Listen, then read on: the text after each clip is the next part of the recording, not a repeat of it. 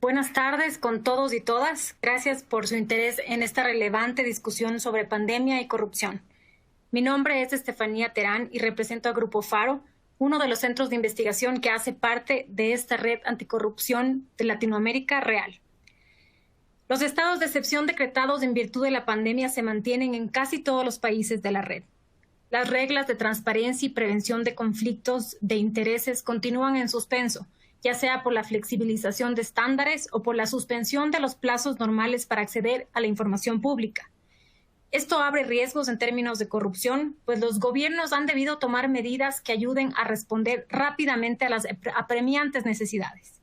Esto, en muchos casos, se transforma en altos grados de discrecionalidad frente a contratos de montos importantes y en disminución de la rendición de cuentas. En este contexto real, ha venido monitoreando desde el año 2020 los estándares de transparencia y prevención de conflictos de intereses durante la pandemia, levantando alertas y visibilizando buenas prácticas en la región. En el informe que presentaremos el día de hoy, no solo se da seguimiento a los indicadores del primer informe, sino también se suman indicadores de transparencia en relación a los procesos de vacunación que se están implementando en todos los países. Así, levantamos información en los 9 países de los que Real es parte, utilizando una matriz de 62 preguntas divididas en 9 secciones o componentes. En la sesión de esta mañana, nuestros colegas de FUSA desde El Salvador, CADEP de Paraguay y GERADE de Perú, bajo la moderación de CIPEC y de Espacio Público, presentaron los hallazgos y resultados más importantes en cuanto a transparencia, compras públicas, rendición de cuentas y participación ciudadana. Además, tuvimos el honor de contar como experta invitada a Antonia Urrejola, presidenta de la Comisión Interamericana de Derechos Humanos de la OEA, quien elaboró la pregunta ¿cómo afecta la corrupción, el derecho a la salud y otros derechos fundamentales? En esta intervención se destacó el rol de la participación del tercer sector y de la ciudadanía para la protección y el aseguramiento de los derechos humanos, y esto vinculado a la obligación del Estado de luchar contra la corrupción porque hay una afectación negativa directa a los recursos y a la capacidad de respuesta desde lo público cuando no se maneja la problemática. Con esto, doy paso a mi colega Pablo Hurtado de Asís, de Guatemala, para que nos cuente sobre la sesión de esta tarde. Bienvenidos y bienvenidas a todos. Hola, muy buenas tardes y muy buenas noches también para quienes nos acompañan del otro lado del océano. Pues bien, como Estefanía lo adelantaba, Real, la red anticorrupción de América Latina, es una red internacional que formamos parte de 9 centros de estudio de Argentina, Chile, Colombia, Ecuador, Guatemala, El Salvador, México, Perú y Paraguay. Como red de centros de investigación, de centros de pensamiento, la función y el gran objetivo que tenemos dentro de Real es aportar mediante la generación del conocimiento para el diseño de políticas y la implementación de acciones, sobre todo incidencia, para lograr combatir la corrupción, tanto a nivel nacional como a nivel internacional. Y este es uno de los elementos que yo quisiera destacar como característicos de Real. La corrupción, como muchos otros de los desafíos que enfrentan nuestros países, usualmente es abordada o se busca analizar desde lo interno, a nivel nacional, cuando al final de cuentas, y han habido casos que han sido muy conocidos, en donde se pone en manifiesto que es un fenómeno transnacional y por lo tanto las acciones, las medidas, la forma de abordarlo, debemos tomar en consideración también esa perspectiva internacional o al menos regional. En la conferencia del día de hoy, pues además de la presentación del informe, el segundo informe de Real sobre ese monitoreo que se ha hecho a la pandemia, los temas pandemia y corrupción, queremos pues generar un espacio de reflexión, de análisis sobre buenas prácticas, sobre reformas o medidas que puedan ser necesarias en materia de transparencia, en materia de rendición de cuentas, la necesaria existencia de un balance, un equilibrio entre los poderes del Estado, el acceso a la información, la participación ciudadana, elementos todos que de una u otra forma se han puesto en evidencia dentro del contexto de la pandemia, que aún no hemos superado, que estamos aún enfrentando. De esa cuenta, en esta sesión de la tarde, hemos invitado y estamos muy satisfechos porque han aceptado nuestra invitación a 3 muy reconocidos expertos, cada uno en su área dentro de la cual desarrollará su presentación, para poder, como indicábamos, discutir desde cómo debe llevarse a cabo no solo la atención a la pandemia, el uso de los recursos para la atención de la pandemia, pero algo que ya está en toda nuestra región, todos nuestros países abordando también es el proceso de reactivación. Ambos, tanto la atención a la pandemia como la reactivación, son fundamentales para que nuestros países logren retomar el rumbo hacia el desarrollo que con diferentes niveles y diferentes intensidades se ha venido dando. Pero, pues, ese afán, esa necesidad de atender la pandemia y de emprender la recuperación, pues tiene que estar también sujeta a ciertas directrices, a ciertos lineamientos, sobre todo para asegurar ese mejor uso de los recursos públicos. Seguido, pues queremos también conversar y escuchar a los expertos que nos puedan comentar sobre los desafíos que ha generado esta pandemia y las situaciones de emergencia, sobre todo para las compras públicas, cómo encontrar ese balance entre la agilidad, entre la inmediatez que requiere la atención de una emergencia, pero al mismo tiempo la eficacia, la eficiencia, la calidad del gasto que se realiza.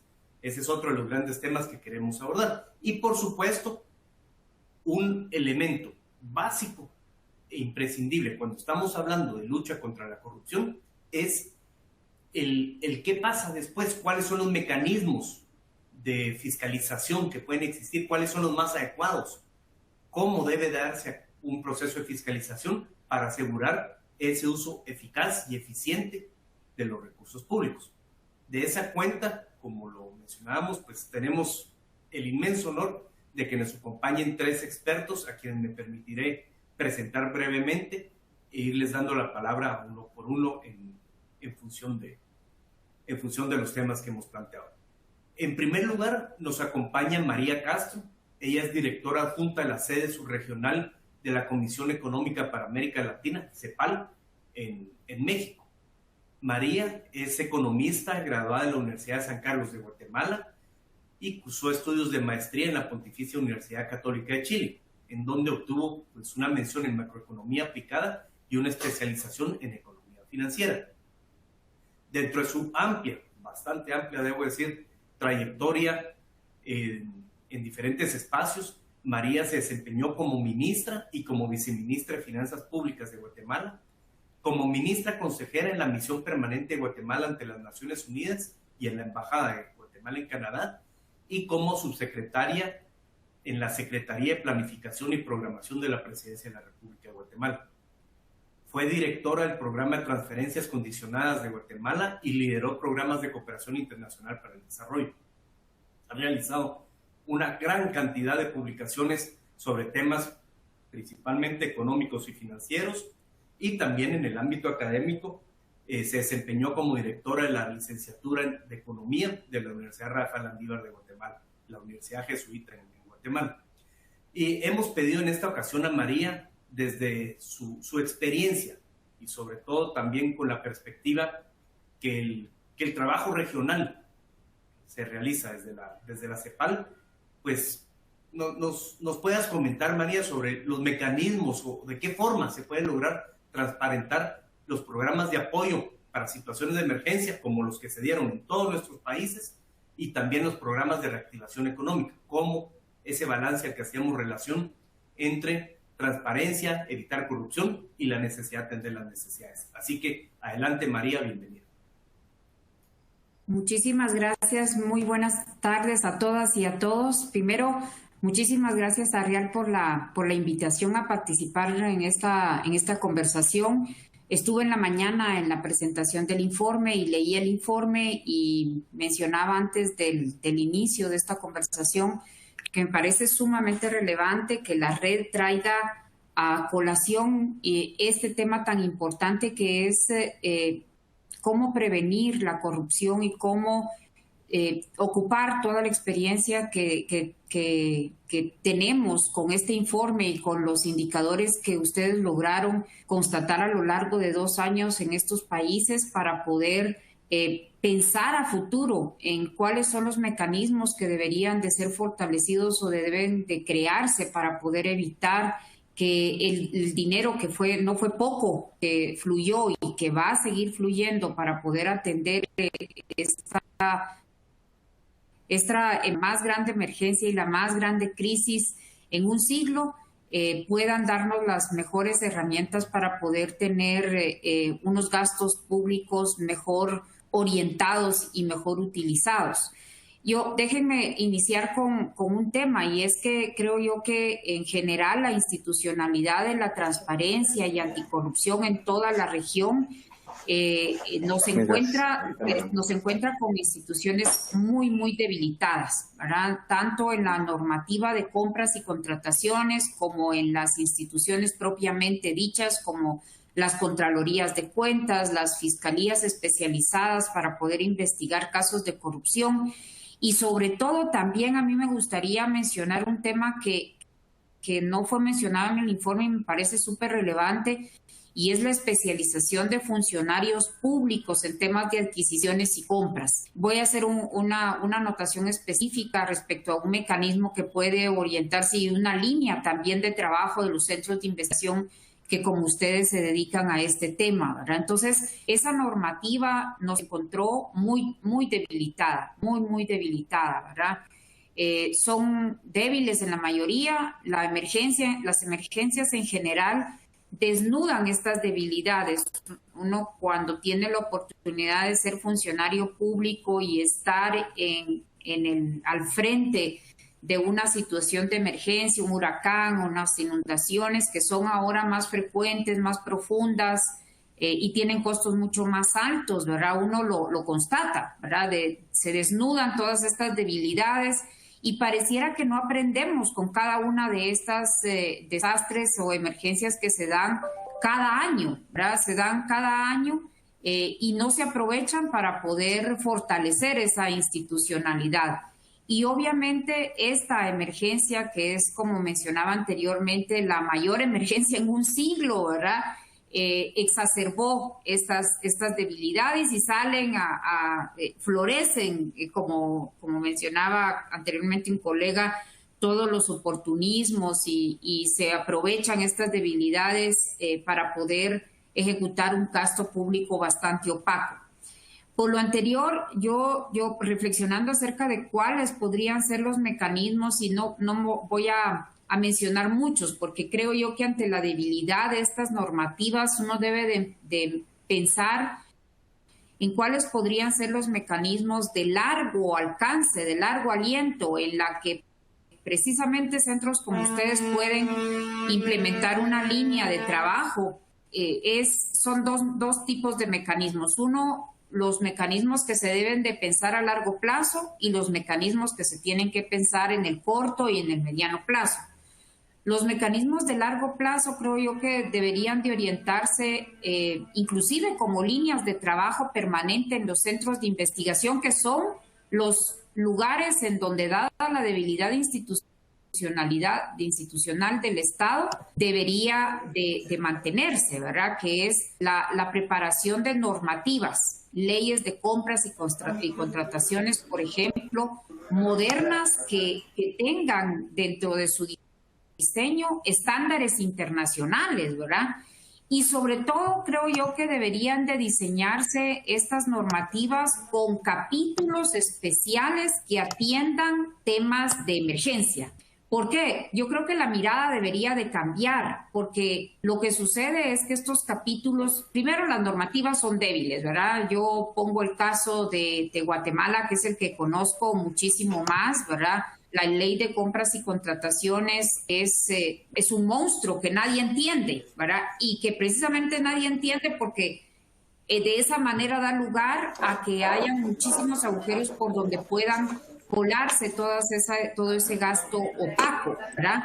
Entonces esas normativas, precisamente hay, por ejemplo, legisladores que en el ánimo, yo no sé, incluso he llegado a pensar que no tienen el ánimo de realizar una normativa moderna con estándares internacionales, porque hay países desarrollados que tienen normativas muy buenas, ¿verdad? De las cuales podríamos aprender. Van parchando las leyes sin conocimiento de cómo se ejecuta el gasto público, ¿verdad? Y llegan a un punto en el que tenemos normativas que inflexibilizan la ejecución del gasto, ¿verdad? Entonces creo yo que una de las líneas que los centros de investigación que como ustedes pueden hacerlo y pueden orientarse es recopilar entre todos, porque una red tiene también esa riqueza, ¿verdad? La de recoger todas las buenas experiencias de sus propios países y de países desarrollados para poder generar una normativa nueva.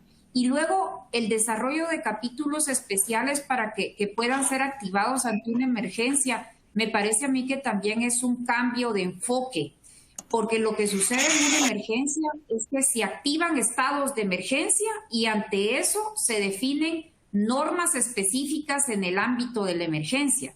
El enfoque debería de cambiar y yo debería de tener claro cómo debería de ser la parte de compras y contrataciones en caso de una emergencia, ¿verdad? Y que cuando se activa la emergencia yo ya sepa qué hacer en un caso de una emergencia, tanto si soy funcionario público como si es un centro de investigación o una organización que quiera monitorear el gasto, ¿verdad? Entonces esa creo yo que es un mecanismo que deberíamos de prever, que es un esfuerzo de largo aliento, ¿verdad? Y es un esfuerzo largo y fuerte para poder generar normativas con estos estándares internacionales. En esa misma línea creo yo que también los centros de investigación y disculpen que esté dando consejos que no me requirieron, pero tiene que ver también con un mecanismo que es importante pensar y es la especialización de los funcionarios públicos en temas de adquisición. Si uno ve, por ejemplo, todo el tema de corrupción que ha sido muy sonado en los últimos años, hacen que los funcionarios públicos estén temerosos de ser parte de comisiones de licitación, ¿verdad? O de cotización siquiera. Entonces creo yo que ahí debe de haber una labor muy fuerte de formación del funcionario público, ¿verdad? Para poder saber cómo actuar y cómo defenderse. Y hay inclusive maestrías a nivel internacional en adquisiciones públicas, ¿verdad? Ya el experto que invitaron sobre adquisiciones públicas podrá mencionarlo, pero creo yo que ese es otro mecanismo que es muy, muy importante pensar a largo plazo. Ya creo yo que en los mecanismos de corto plazo que tienen que ver con los programas de apoyo en emergencia y con los programas de reactivación que se ven venir, creo yo que uno de los temas más importantes que ha sacado la CEPAL a colación desde el inicio de la pandemia, en donde hemos realizado informes especializados que ponen el foco en varios de los temas más relevantes que de la pandemia. La CEPAL ha insistido en que en este periodo existe la necesidad de establecer ingresos de emergencia, ¿verdad? Principalmente para población vulnerable y para poder obviamente amortiguar los efectos que ya estamos observando en la reducción de la igualdad y el incremento de la pobreza tanto general como extrema. Y para ello, nosotros creemos que ante la extensión y profundidad de los efectos de la pandemia, que no vemos que finalicen, ¿verdad? Y dadas las debilidades institucionales, pues lo más recomendable es el establecimiento de mecanismos universales en poblaciones vulnerables, ¿verdad? Los ejemplos más claros son universalizar pensiones mínimas y universalizar bonos para niños entre 0 y 2 años, que son la población que está siendo mucho más vulnerada en esta situación, y que hay países en donde, como Honduras, por ejemplo, tenemos la proyección de que, por ejemplo, la pobreza va a pasar del 70 al 80% aproximadamente. Entonces, ¿qué focalización puede hacerse en una población en donde la mayoría de la población es pobre, verdad? Entonces, es más sencillo y más transparente universalizar un mecanismo. Estos programas también, en el diseño de estos programas, otro de los mecanismos es establecer desde el inicio protocolos y mecanismos de difusión de información abierta para que puedan ser monitoreados por la población, ¿verdad? En el caso de programas de reactivación, yo creo que es muy importante partir de los diagnósticos de los sectores más afectados. Por ejemplo, ahorita ya tenemos diagnósticos preliminares de los sectores y subsectores que han sido más impactados, ¿verdad? Que pueden ser sectores económicos, sectores por tamaño de empresa o grupos de población. Y en este sentido, por ejemplo, si tomamos en consideración que ya hay muchos estudios que evidencian que hay 3 sectores que son como muy evidentes que fueron impactados con la pandemia, que van a seguir siendo impactados, y que la recuperación va a ser lenta para ellos, ¿verdad? Es por sector económico el turismo, por ejemplo. Es un sector muy golpeado, y va a ser muy lenta la recuperación. Las pymes, por ejemplo, que no tienen acceso a recursos digitales para poder comercializar a través de comercio digital sus productos, por ejemplo. Y si hablamos de grupos de población, las mujeres. La CEPAL ha insistido mucho en que el grupo más afectado, más impactado, sobre todo porque se ha incrementado la carga de cuidado en las mujeres y se ha observado una salida mucho más grande de las mujeres del mercado laboral, ¿verdad? Entonces, si nosotros consideramos estos sectores, por ejemplo, como un ejemplo, que ya hay diagnósticos que evidencian el impacto en estos sectores, nosotros podríamos considerar diseños de mecanismos sencillos y claros. ¿Y por qué digo sencillos y claros? Porque no podemos, creo yo, sobrecargar a una institución debilitada mecanismos muy complejos de programas de reactivación económica, ¿verdad? Entonces, por eso es que creo yo que lo primero que deberíamos de pensar es en sencillez y claridad. Sencillez y claridad deberían de ser la norma. Y si pensamos en estos sectores, como por ejemplo, yo reflexionando sobre estos sectores, pues creo yo que, por ejemplo, con las pymes y el turismo, el diseño de líneas de crédito en condiciones laxas de pago, por ejemplo, con tasas bajas de interés, con plazos largos de gracia, ¿verdad? Con asistencia técnica incorporada, ¿verdad? Y sencillos para poder acceder, podrían ser una herramienta para poder ejecutar de una mejor manera el gasto público de una manera transparente y sencilla. Y en el caso de las mujeres, la CEPAL, por ejemplo, ha insistido en que esta es la oportunidad para poder pensar en un sistema o en sistemas nacionales de cuidados. Hay muchos países que están avanzando en esta línea. Argentina, Uruguay, México. Uruguay, por ejemplo, ya había derivado una legislación para la creación del Sistema Nacional de Cuidados. Argentina está en esa línea, México está en esa línea, y pensamos que generar este tipo de sistema y de programa de reactivación, que debería de convertirse primero en un programa a un sistema, podría ser un motor de reactivación de la economía muy claro, muy claro, y que tendría como propósito valorar y evidenciar el trabajo no remunerado de las mujeres y de los cuidados, ¿verdad? Que principalmente está cargado hacia las mujeres, pero que pueden hacer otros o están haciendo otros miembros de la familia. Finalmente, la CEPAL la semana pasada presentó, para poder hablar de lo complejo que vemos el tema de la reactivación en el futuro y de lo importante que es pensar en una reactivación diferente. La semana pasada nosotros presentamos uno de los informes, o un informe especial más, que nombramos como la paradoja de la recuperación en América Latina y el Caribe. La paradoja consiste en que ya se observa una recuperación muy fuerte de las tasas de crecimiento en 2021. Por ejemplo, yo pongo como ejemplo a México, que su economía cayó estrepitosamente el año pasado y este año va a crecer más del 5%. Igual para todos los países van a crecer mucho. Eso siempre pasa en una caída muy fuerte, ¿verdad? El rebote es muy grande. En esta ocasión el rebote está siendo grande, y se va a mantener en el 2022. Sin embargo, ya estamos observando que ese crecimiento se va a dar, y esa es la paradoja, ¿verdad? En un entorno más agudo de desigualdad y de pobreza y con bajos niveles de productividad e inversión.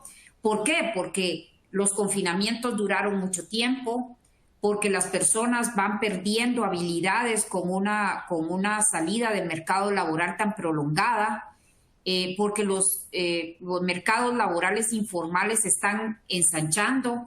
Entonces va a haber una baja en los niveles de productividad. Y ya veníamos observando en América Latina una tasa de inversión pública y privada muy baja. Entonces, si eso se mantiene, estamos atentando en contra de un futuro con unas sociedades mucho más igualitarias. Entonces, por esto es que los programas de reactivación, yo diría que no deberían de tener como objetivo único crecer sin apellido, sino crecer con base en mayor igualdad, más y mejor inversión y productividad. Pensar, y hay debates muy fuertes acerca de ello, pensar en medidas multidimensionales más allá del PIB per cápita para poder medir el desarrollo de un país y de una sociedad.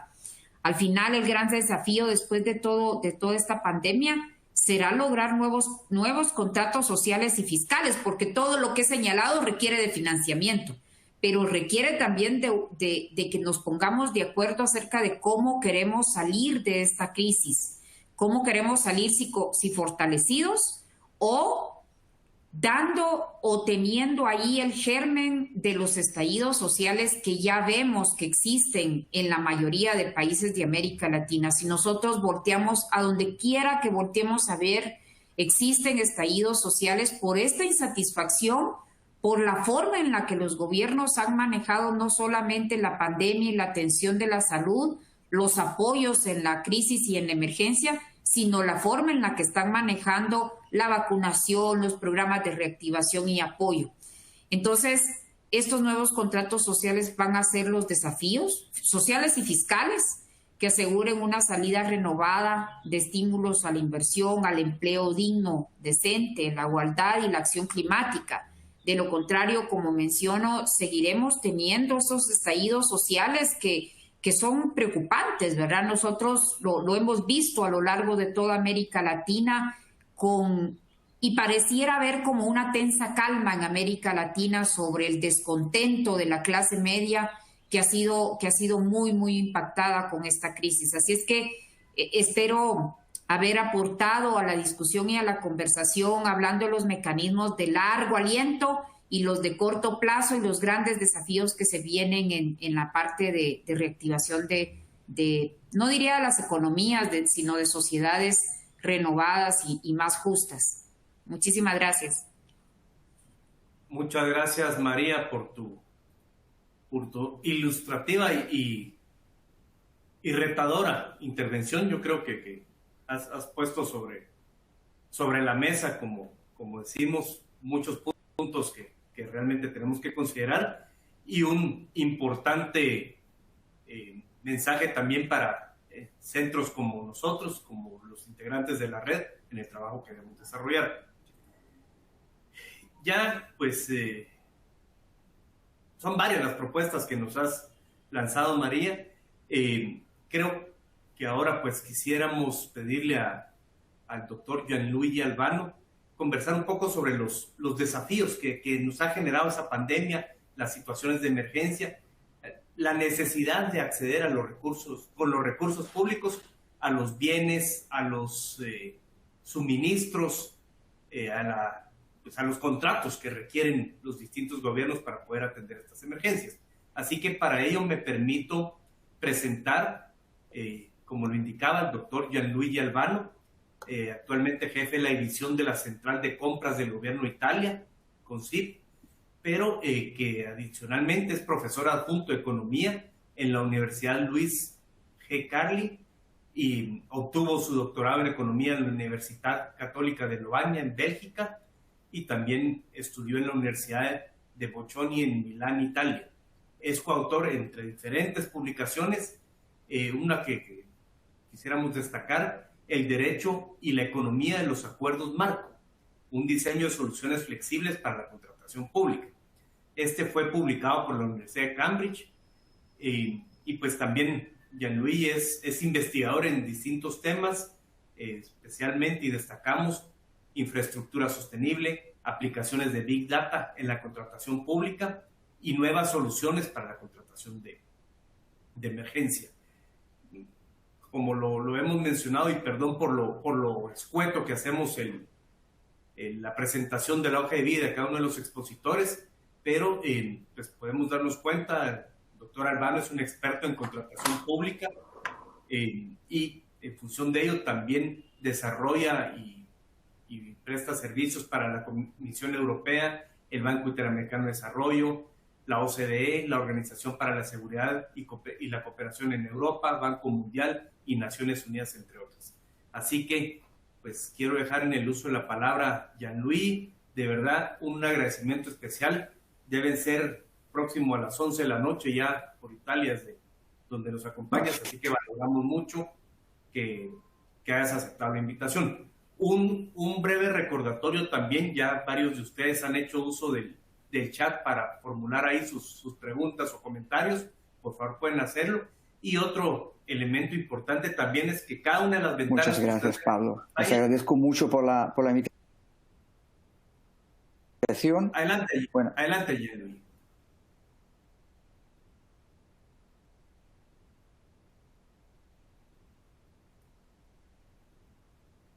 Adelante, Gianluigi. Solo les comentaba que cada una de las ventanas que ustedes ven en su pantalla las pueden agrandar o reducir poniéndose al borde de las mismas para que puedan diseñar ustedes lo que miran de la mejor forma o que más como les quede. ¿Estás por ahí, Gianluigi? ¿Nos escuchas? Sí, gracias, Pablo. Adelante. Sí, es que no sé si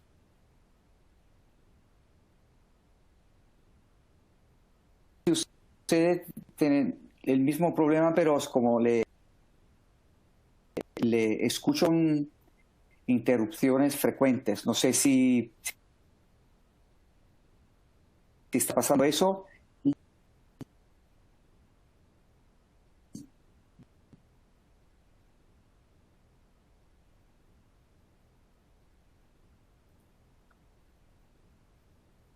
Tal vez, Gianluigi, si escuchas que no enciendas tu cámara, creo, según nos dice Sebastián, que nos está apoyando, esto puede ayudar.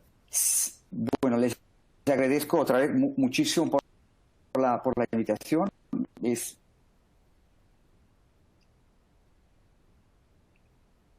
Sí.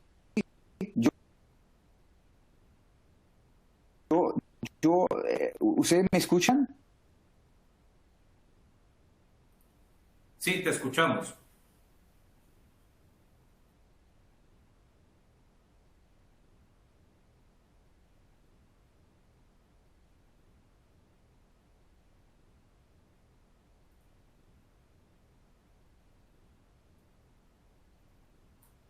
Bien, tal y como conversábamos antes de iniciar la reunión, pues creo que todos hemos tenido que adaptarnos a esta nueva normalidad, en donde pues el acceso que nos proporcionan estas herramientas virtuales nos ha generado una enorme cantidad de oportunidades, algunos que los que somos menos hábiles con la tecnología nos ha empujado a adentrarnos en ella, pero al mismo tiempo pues también presenta algunas dificultades. Creo que ya está de vuelta Gianluigi, no sé si ya nos escuchas. Sí, estoy de vuelta, no sé. Hoy está no mucho sé mejor. Si me escuchan ahora. Sí, está mucho mejor. Adelante. Perfecto. Entonces, lo siento mucho. Muchas gracias por la invitación. Es mi primera vez yo creo que como muchos ya han comentado, la situación pandémica, los problemas, seguiremos hablando y discutiendo e intentando aprender lo más rápidamente posible unas lecciones de una situación que se transforma y se evoluciona de una manera tal vez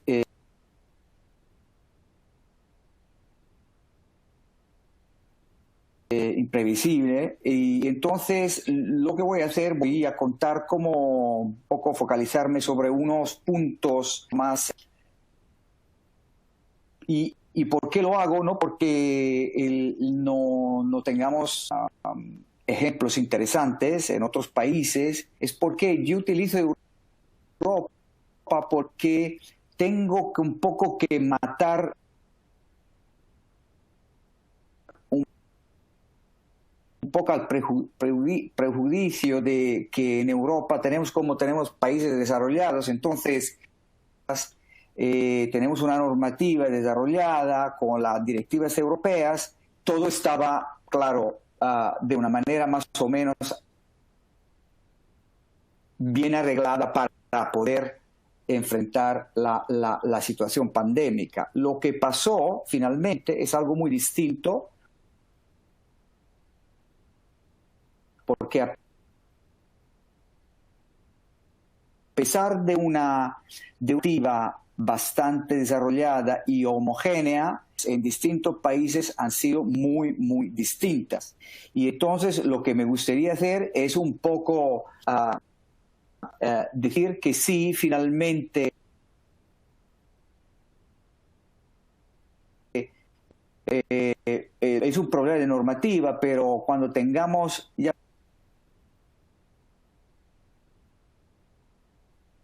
una normativa que nos parezca solucionada, finalmente hemos hecho solamente, yo diría, el 30% del camino, porque el problema es un problema de organización, de capacidad de conocimientos y sobre todo de tener estructuras técnicas que son problemas muy simples. El problema de compras de emergencia es un problema finalmente de gestión de riesgos. El riesgo de que tenemos que comprar cosas de una manera hay demandas urgentes de bienes y servicios y al mismo tiempo tenemos prisa, entonces hay que garantizar rapidez.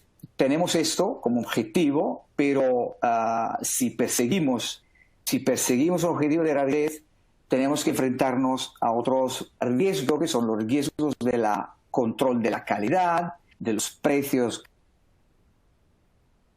que vamos a pagar y sobre todo de la identidad de los proveedores. Lo que hemos observado, sobre todo durante los primeros meses de la pandemia, es la aparición de, proveedores un poco inusuales, que se llamarían intermediarios, los más activos. Entonces, cómo negociar con intermediarios ha sido un problema global y nadie tenía como una solución para negociar con intermediarios que eran los finalmente los que tenían la capacidad, sobre todo insumos cruciales como las mascarillas, por ejemplo. Claro, ahora nos parece que las mascarillas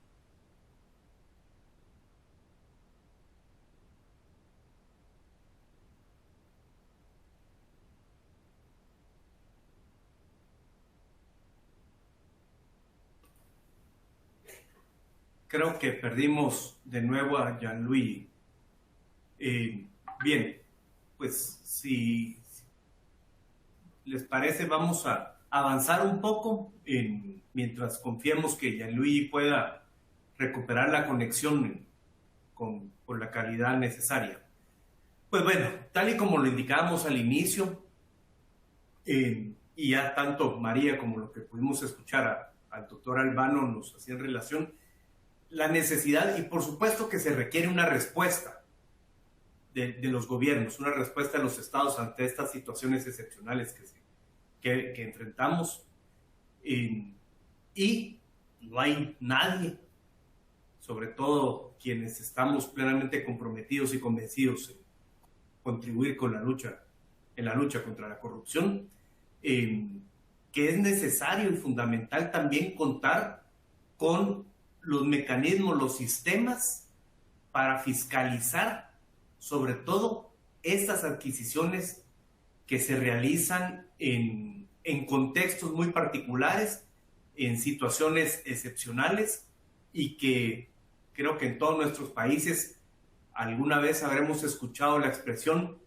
cierta o no, de funcionarios que totalmente comprometidos o convencidos con querer atajar la situación que se enfrenta en la emergencia, y que han expresado, pues aunque me vaya preso, pero hagan esta compra, hagan esta adquisición. Esa situación en la que se ve la premura, la necesidad de atender una situación de emergencia, pero un elemento fundamental para poder asegurar esos tipos de adquisiciones en la forma más adecuada, más pertinente, requieren indispensablemente la existencia de un órgano encargado de la fiscalización de las adquisiciones públicas, idealmente pues un órgano independiente, un órgano que pueda responder ante las necesidades y sobre todo pues con la naturaleza y la visión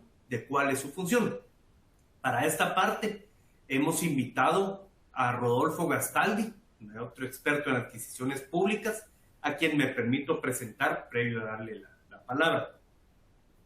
Rodolfo es un consultor internacional independiente, hoy en día ya es independiente, con vasta y variada experiencia en temas de adquisiciones, desarrollo y administración de operaciones en diferentes países de Latinoamérica y el Caribe.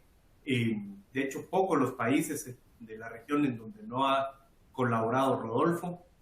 Y por supuesto también para organismos y agencias como el Banco Interamericano de Desarrollo, Banco Mundial, PNUD, Fomplata y UNOPS, entre otros. Rodolfo es graduado como ingeniero civil en la Universidad de George Washington y cuenta con un posgrado de la Universidad de California.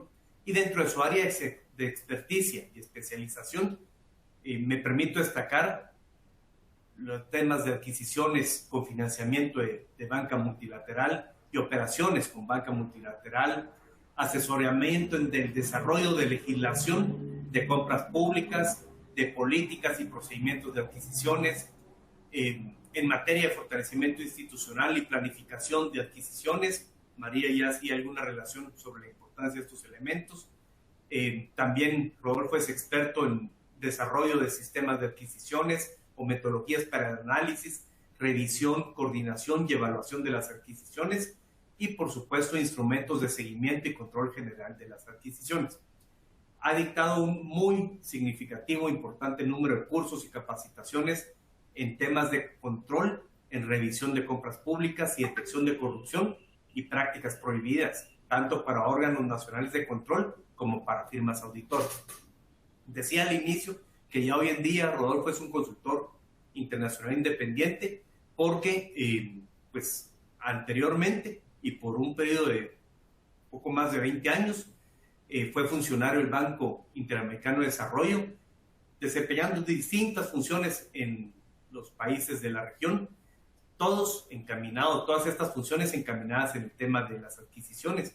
De hecho, su última asignación fue el jefe regional de adquisiciones del BID para la región andina, de Colombia, Ecuador, Perú y Venezuela.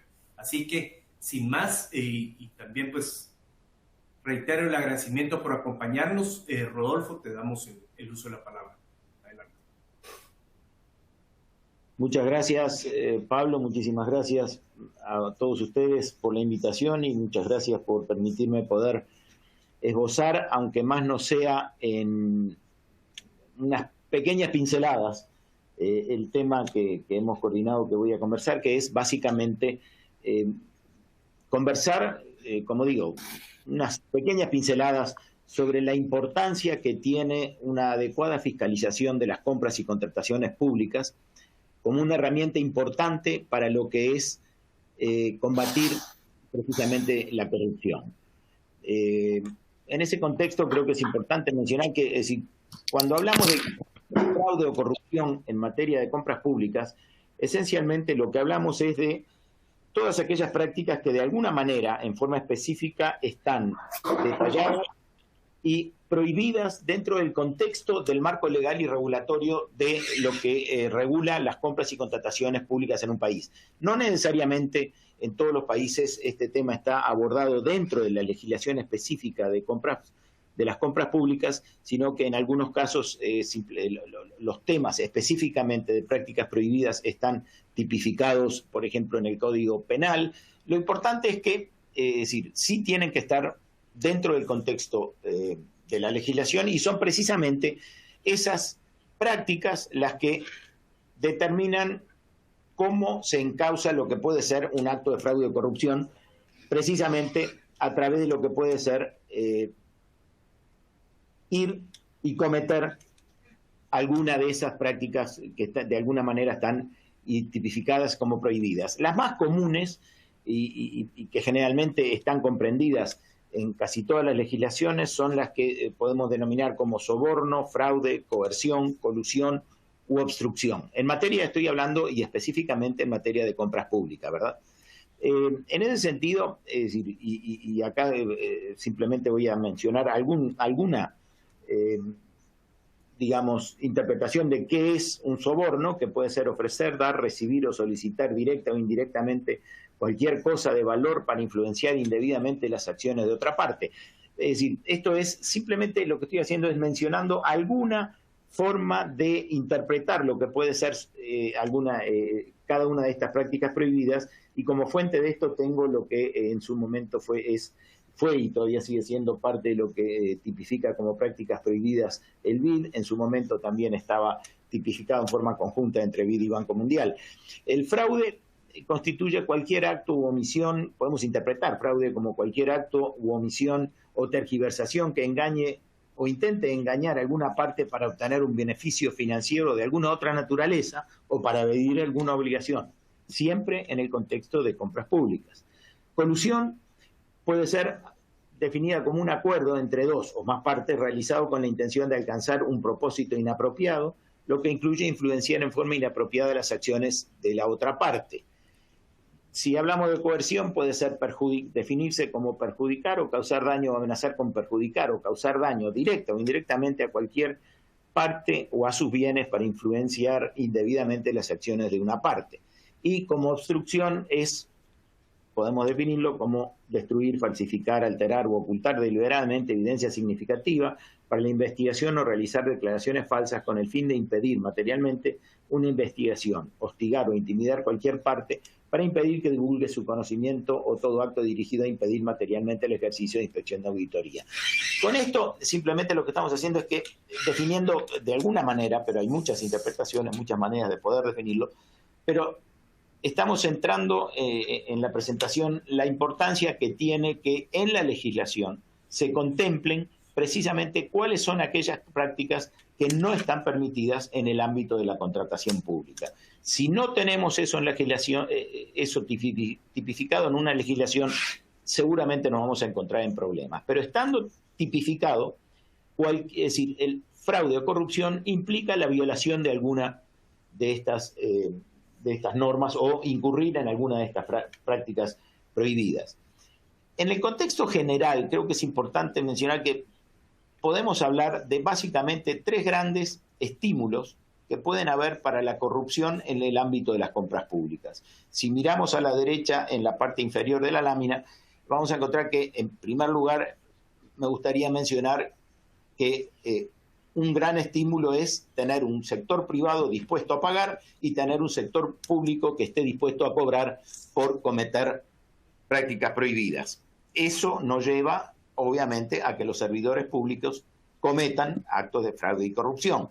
Asociado a eso, lo que tenemos es, que se ha mencionado ya en forma anterior, problemas en la legislación. Un gran estímulo para poder y para que se cometan actos de fraude y corrupción es tener una legislación que pueda tener, ya sea vacíos, que pueda tener complicaciones, que pueda tener incongruencias, que pueda tener, es decir, infinidad de elementos dentro del contexto de la propia legislación que hagan que se pueda utilizar y aprovechar en forma indebida las carencias de esa legislación precisamente para llevar a cabo prácticas prohibidas y, en definitiva, de corrupción. Eso asociado a lo que mencionábamos abajo, un sector privado que pueda estar ávido de pagar para lograr fines determinados y un sector público que pueda estar dispuesto a cobrar, asociados entonces esa posibilidad nos sigue abriendo puertas para el hecho de que servidores públicos en definitiva cometan actos de fraude y corrupción. Asociado a eso está el gran otro tema importante que es el objeto de esta presentación, y es sistemas de control inapropiados. Si los sistemas de control que tengan controles inadecuados, controles inefectivos, eventualmente ausencia de controles, vamos a tener situaciones en las cuales no se identifican o detectan adecuadamente las prácticas prohibidas. Y si no se identifican o detectan adecuadamente prácticas prohibidas, en realidad lo que vamos a tener es la ausencia de detección va a implicar automáticamente ausencia de castigos adecuados. Si no hay castigos adecuados, en general lo que vamos a tener es un sentimiento de impunidad para continuar cometiendo actos de prácticas prohibidas. Y eso nos lleva a que justamente tengamos otro gran estímulo para que los servidores públicos cometan actos de fraude y corrupción. Ahora, ¿cómo podemos trabajar sobre la prevención de corrupción en las compras públicas? Yo he dividido acá, y como digo, en pinceladas muy grandes, 2 grandes áreas. Una es desestimular los cobros indebidos por las prácticas prohibidas, y la otra, el otro campo de actuación sería disminuir las oportunidades que puedan haber en determinado país en materia de corrupción. ¿Cómo desestimamos cobros indebidos por prácticas prohibidas? Tenemos que trabajar indudablemente sobre el sector privado y el sector público. Se ha mencionado anteriormente un tema muy importante para poder desestimar el tema. Por un lado está la capacitación. Es necesario, primero, y creo que es parte de lo que se mencionó en la primera presentación de la tarde, es necesario tener servidores públicos capacitados para que puedan comprar bien, que puedan interpretar lo que es la legislación, que conozcan el negocio de la compra pública, porque la compra pública es un negocio en sí mismo y no es cualquiera que puede llegar simplemente a interpretar una ley y tratar y empezar a comprar. Entonces, todo esfuerzo en materia de capacitación del sector público en compras públicas siempre va a redundar en grandes beneficios y seguramente en disminuir por lo menos puertas que se abren para el fraude y la corrupción. El otro elemento importante es el castigo social. La sociedad, de alguna manera, es la que, en muchos casos, es la que inhibe al ser humano. El castigo social es el que, en muchos casos, inhibe al ser humano de cometer actos de fraude y corrupción, y sobre todo en el caso de las compras públicas. Eso es un tema muy asociado a lo que es también un tema de educación civil y de conocimiento social de lo que está sucediendo en la cosa pública en materia de compras públicas. Es una combinación de elementos, pero cuando se dan esas combinaciones, donde se tiene una sociedad activa en materia de saber y conocer lo que está sucediendo en materia de las compras públicas, y esa sociedad a su vez empieza a ser juez, por lo menos con castigo social, es un gran elemento para poder utilizarlo para desestimular la corrupción en las compras públicas. El castigo social es tremendamente importante.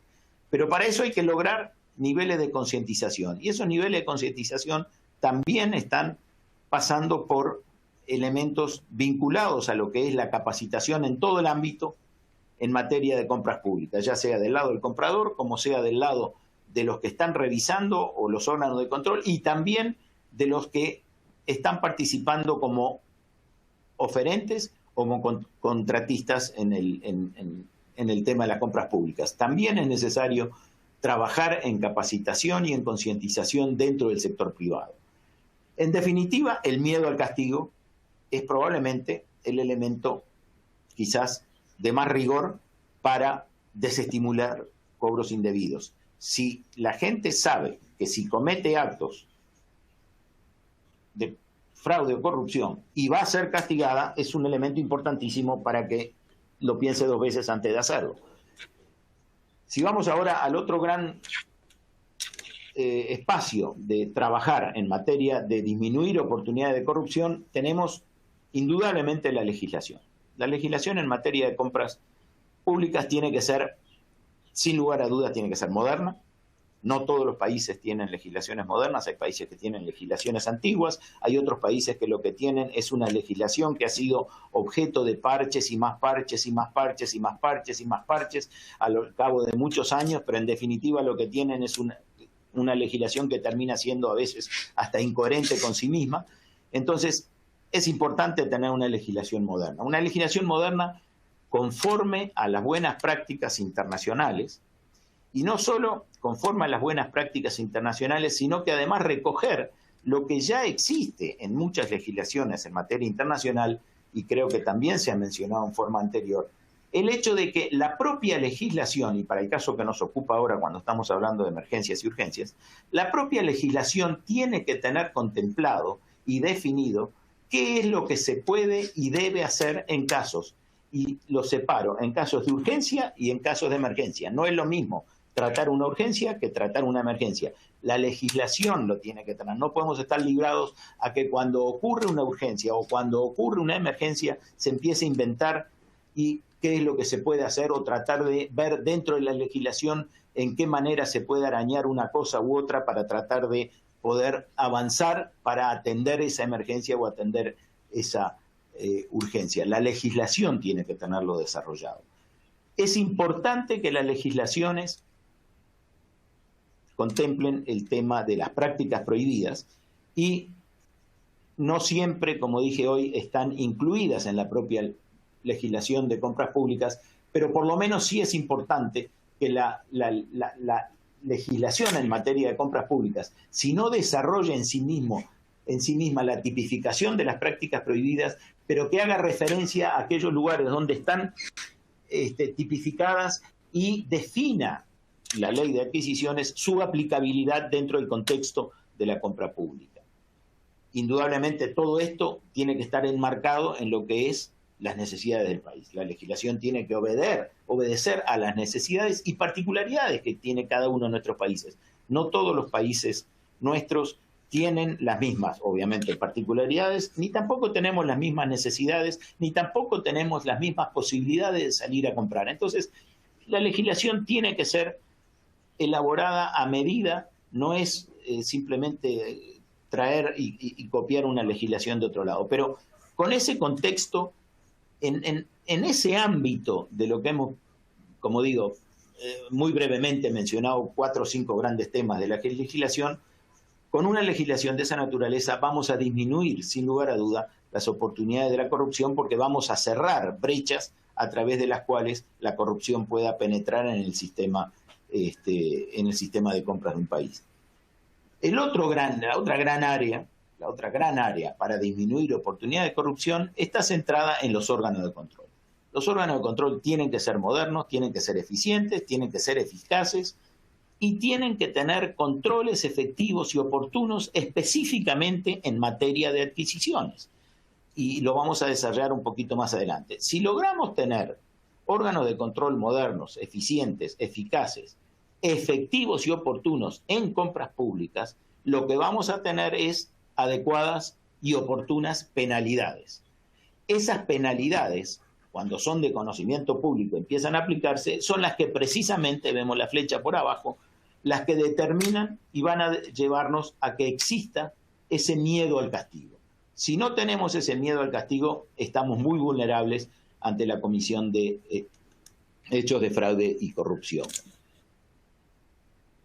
Los órganos de control. Los órganos de control tienen que tener, en 3 grandes grupos tienen que tener ciertos atributos, ciertos principios rectores y ciertos requerimientos que son indispensables.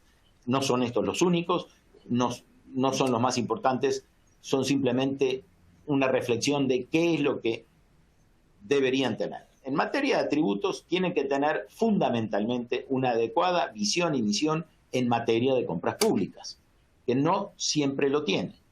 Tienen que tener indiscutido profesionalismo reconocido por el ámbito general de la sociedad y de todas las ramas del Estado. Y tiene que ser de reconocida probidad. Si no tenemos estas 3 elementos, es difícil que el órgano de control pueda llegar a ser eventualmente efectivo en el caso de las compras públicas. Tiene que tener principios rectores vinculados a la eficiencia en materia de revisión de compras públicas, a la eficacia, específicamente eficiencia y eficacia, y sobre todo una adecuada focalización.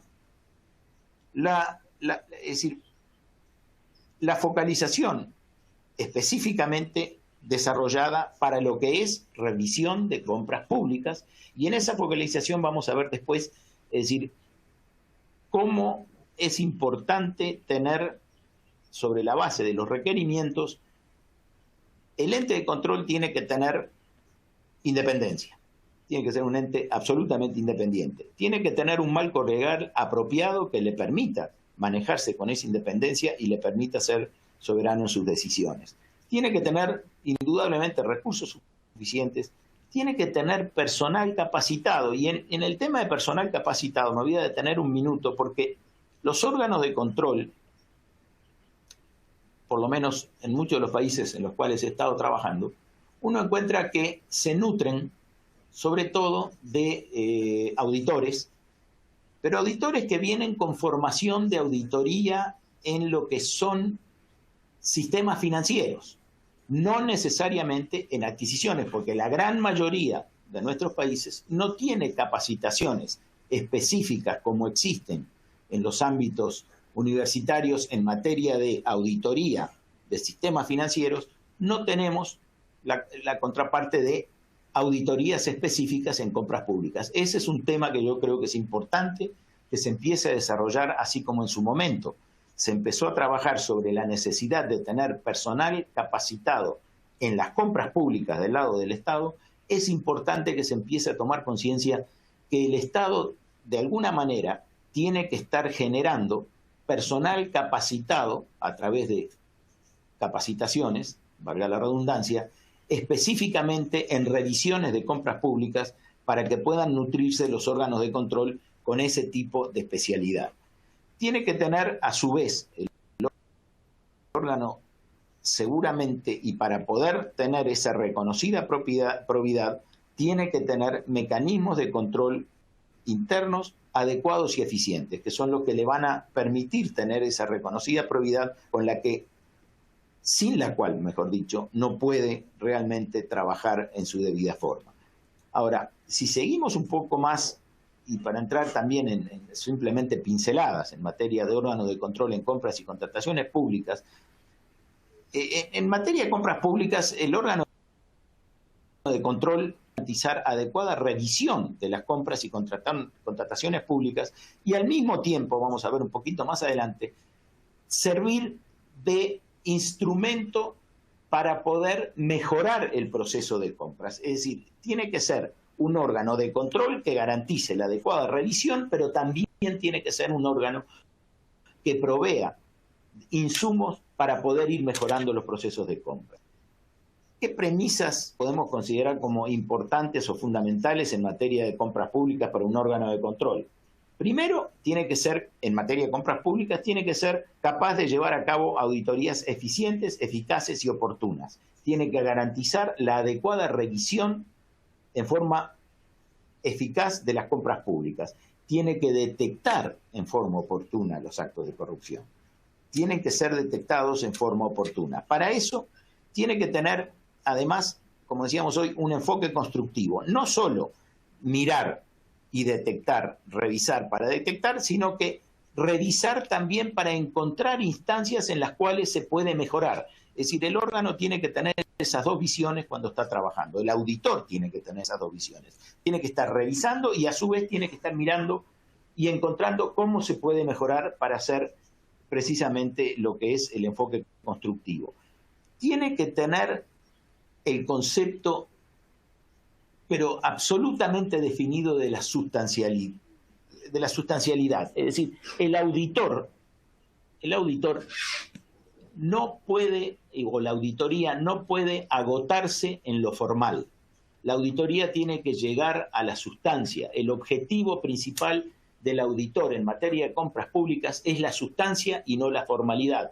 De nada sirve que el auditor vaya, revise un proceso y encuentre en una apertura pública que se omitieron 3 o 4 comas en el redactado del acta de apertura, que se cometieron errores. Es decir, los errores simplemente de forma no son lo sustancial. Lo sustancial es ver cómo se encuentra justamente es decir, cuando se están cometiendo actos de fraude y corrupción. Por lo general, y en mi experiencia por lo menos, uno encuentra que cuando se han cometido actos de fraude o corrupción en compras públicas, toda la parte formal está bien documentada, porque si hay algo que se cuida, el que es corrupto, es de dejar la formalidad para que no puedan es decir, encontrarle nada desde el punto de vista de todos los papelitos en orden, en su lugar y con lo que tienen que tener. Y justamente eso, la sustancialidad, es lo que nunca debe perder de vista un buen auditor. De la misma manera, en materia de compras públicas, la visión con la cual un auditor se tiene que sentar a revisar es absolutamente integral. Los procesos de adquisiciones son procesos continuos. No, es decir, generalmente se comete muchas veces el error de revisar un proceso, una determinada instancia de un proceso, porque es la que se encuentra en ese momento cuando el auditor llega para hacer una revisión, pero se omite muchas veces, cuando se hace una revisión profunda, ir y ver los ciclos completos de un proceso de adquisición. Porque si hay algo que es importante en materia de detección de compras, de prácticas prohibidas en materia de compras públicas, es de analizar la secuencia para cruzar información. El fraude y la corrupción en materia de compras públicas, por lo general, se detecta cruzando información. Se infiere a través del cruzamiento de información. Rara vez se va a encontrar un acto, salvo que sea por un solo hecho, una sola instancia. Entonces, esa visión integral es importantísima. Y ese es un concepto que tiene que tener el auditor. Y para eso tiene que conocer y saber de técnicas específicas de cruzamiento de información. ¿Qué información tiene que cruzar? ¿Cómo encuentra esas luces amarillas?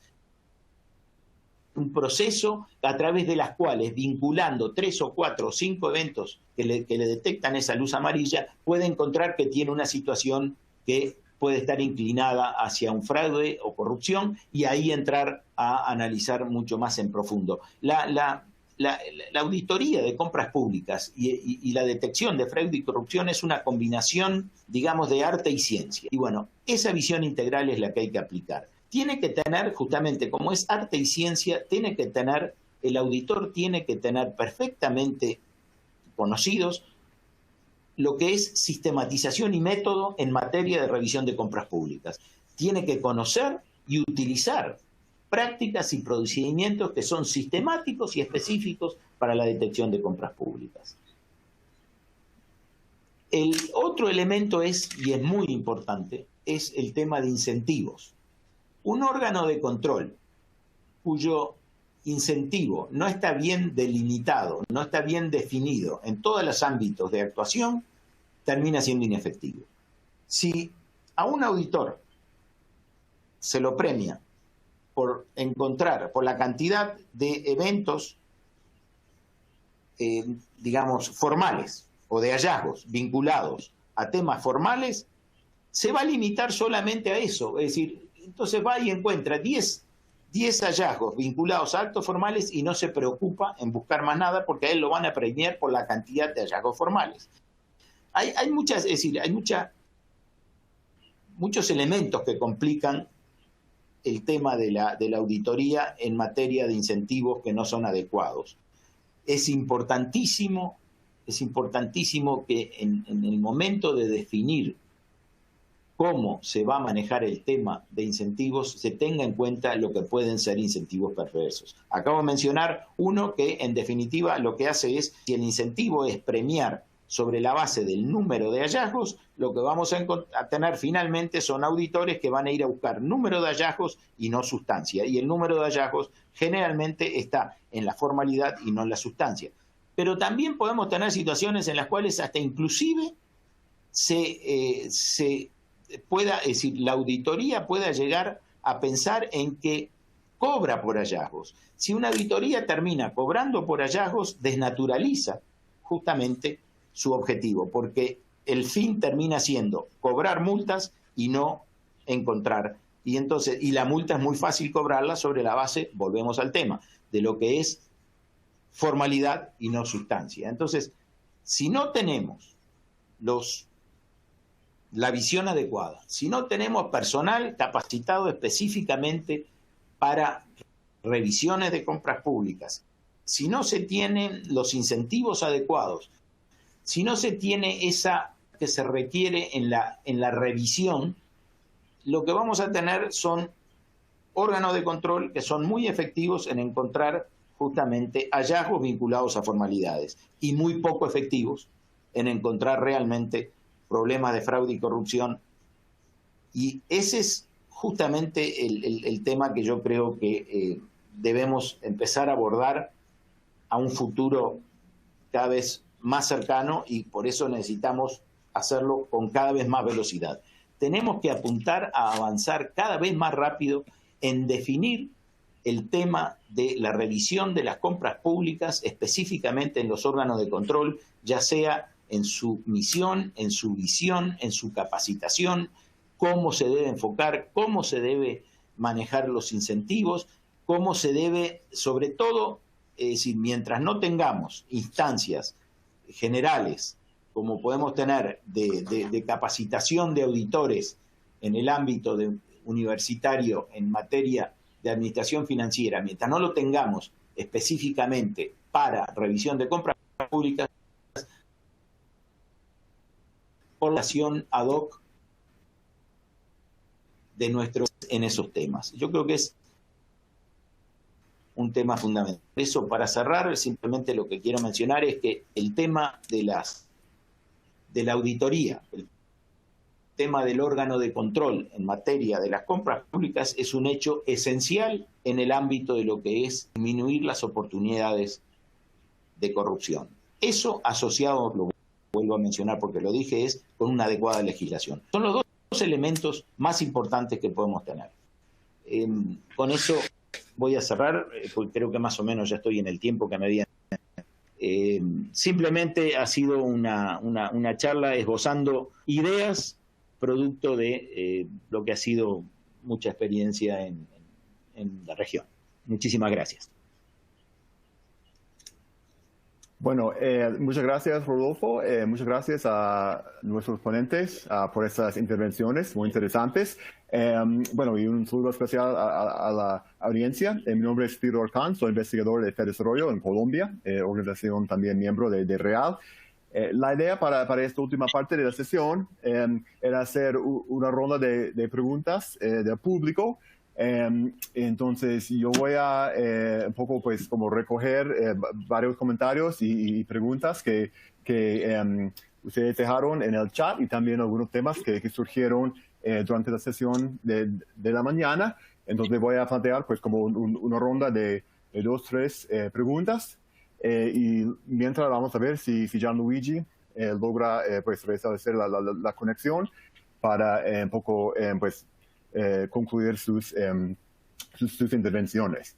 Entonces, bueno, la primera pregunta tiene que ver con un tema que varios de ustedes mencionaron y que también surgió en la sesión de la mañana, y es cómo fortalecer el rol de la ciudadanía en reducir los riesgos de corrupción y garantizar la transparencia, tanto en el área de compras públicas como también en el contexto de los programas de apoyo económico.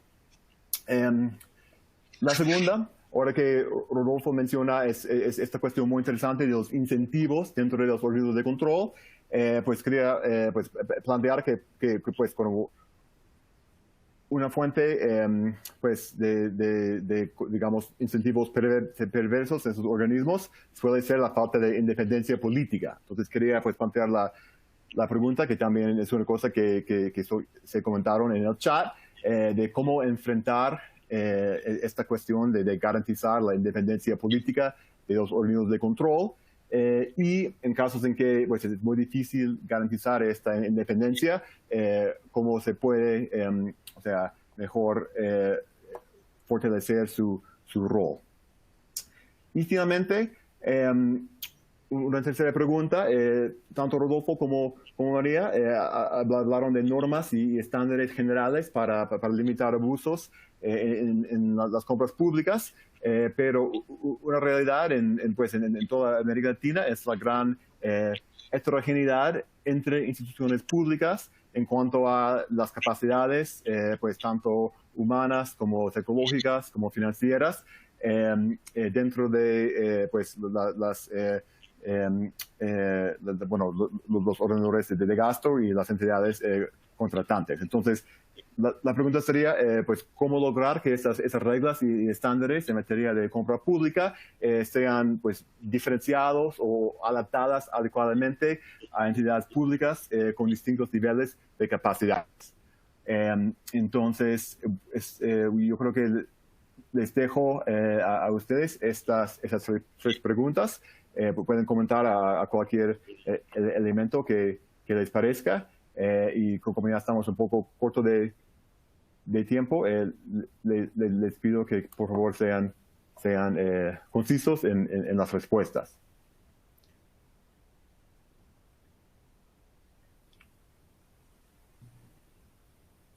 Quizá Rodolfo puede tener una mejor apreciación sobre la respuesta a esa pregunta.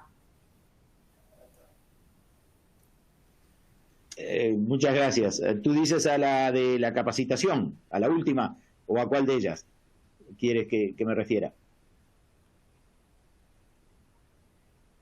¿Me escuchan? Sí, adelante. Sí. Hola. Si quiere, Rodolfo, sí, te escuchamos. Si quiere, adelante puede responder a cualquier que... Con relación a la capacitación, casi todos los países han estado avanzando en llegar a tener instancias dentro de sus estructuras, instancias que son las que gobiernan y regulan las compras públicas en el país. Lo importante es que en esas instancias, sea como sea que están definidas y sea como sea dónde están puestas, por lo general están en los Ministerios de Economía, pueden estar en cualquier lado. Lo importante es que esas instancias que tienen la responsabilidad de velar y administrar lo que es el sistema de las compras públicas tengan adecuados programas de capacitación. La capacitación tiene que llegar a todas las instancias. La primera etapa quizás sea a través de la elaboración de pequeños manuales, pequeños instructivos, desarrollar manuales instructivos y a su vez instancias de capacitación del personal que está dedicado a las compras públicas. Es fundamental capacitar al personal. creo que, no sé si era a esa capacitación que estaba dedicada la pregunta, porque la otra capacitación que hemos mencionado es la que está vinculada al auditor.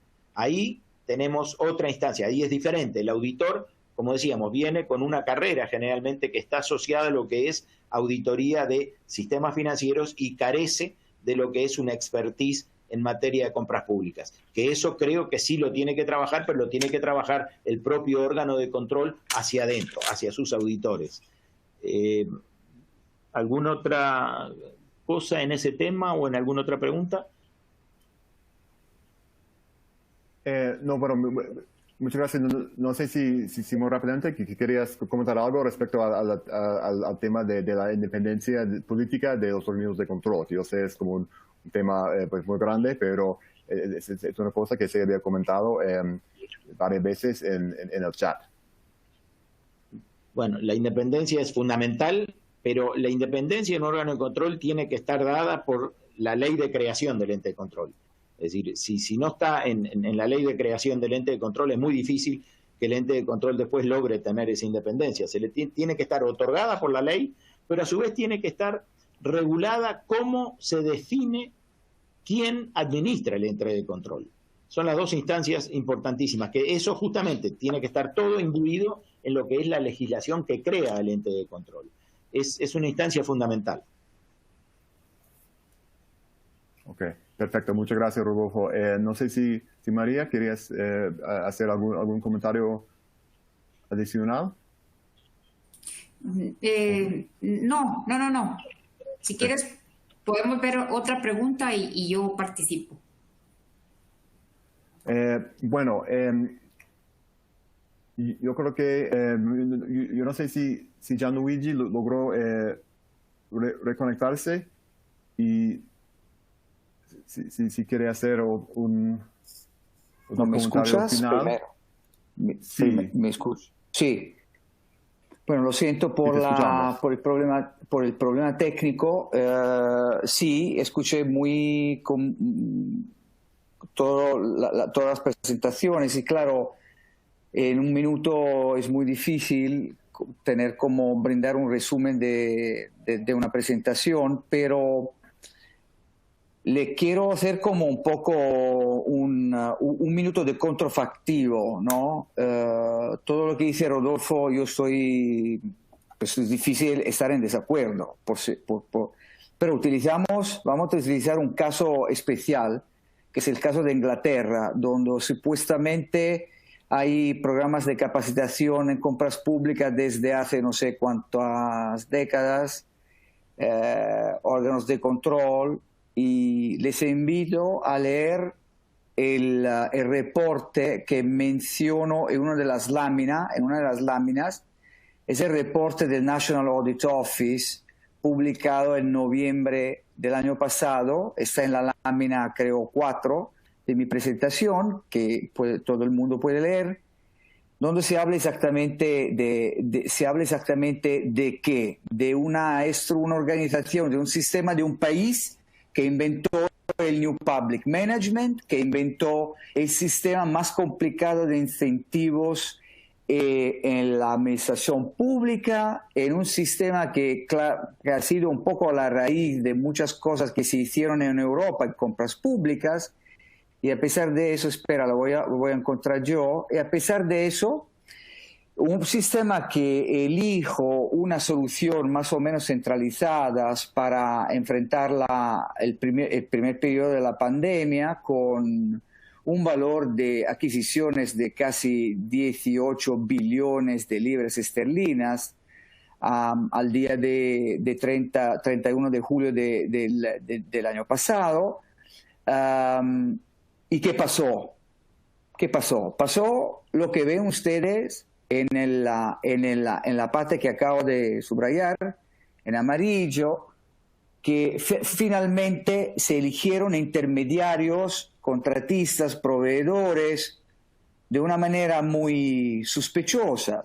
¿Cuál era la manera? Conexiones políticas con ministros, diputados y con jefes de divisiones de hospitales y de administración pública. Eso es. ¿Por qué? porque puede ser la única cosa que mencioné durante el primer minuto de una presentación que no fue una presentación, es que finalmente la presión política, como se dice en inglés, to deliver, para mostrar al público que se hace algo, ha puesto todo el sistema político bajo una presión terrible, lo que ha producido algo muy interesante entre comillas, que a pesar de una estructura técnica muy sofisticada, finalmente hubo interferencias enseguida para intentar hacer las cosas muy rápidamente posible. Y lo que ha pasado todo eso ha producido unas señales muy peligrosas, porque finalmente lo que el público ha aprendido es que a pesar de la existencia de organizaciones centrales de compras, funcionarios públicos muy capacitados, en un momento dado no han podido seguir trabajando porque finalmente se han utilizado otras soluciones. Y eso me parece la cosa más peligrosa y la lección más importante que nos viene de los países supuestamente más desarrollados, que son quizás Italia, Inglaterra. En Italia se utilizaron centrales de compras a nivel nacional y regional durante unos meses y finalmente el gobierno en mayo del año pasado decidió de tener un comisario extraordinario, algo que no existía, para hacer las cosas más rápidamente y de una manera más eficaz. Lo que ha pasado, ausencia de transparencia, nadie sabe lo que se compró, cómo se compró, quién fueron los contratistas o los proveedores que vendieron mascarillas, respiradores al Estado italiano, y seguimos con una situación de opacidad cuyo precio vamos a pagar durante unos años. Entonces, lo que quiero decir es que finalmente esa presión, que ha sido una presión anormal, ha puesto a los gobiernos en una situación como si tuvieron la ocasión de decir, bueno, a pesar de una estructura muy sofisticada, utilizamos lo que se llamaría un shortcut, ¿no? Un camino más corto, que ha sido muchas veces un camino particularmente peligroso, especialmente en países donde se esperaba mucho más. Lo que quiero decir es que finalmente teníamos las normativas, teníamos todos los incentivos, pero finalmente pasó algo distinto y tenemos que aprender a partir de esta lección más que todo. Gracias. Lo siento por tomar demasiado tiempo. Gracias de todas formas por la ocasión de contribuir. Muchas gracias, Gianluigi. No te preocupes, estamos justo a tiempo para cerrar y qué bueno que logramos restablecer la conexión. Bueno, entonces ya le voy a dar la palabra a Valeria Lübert de Espacio Público para compartir un poco los horizontes y próximos pasos para Real y cerrar la sesión. Perfecto, muchas gracias, Theodor. Muchas gracias a todos los que se pudieron conectar a ver este evento, esta conferencia internacional sobre corrupción y pandemia. Y especialmente gracias a nuestros panelistas, ¿cierto? María, Gianluigi, también Castaldi.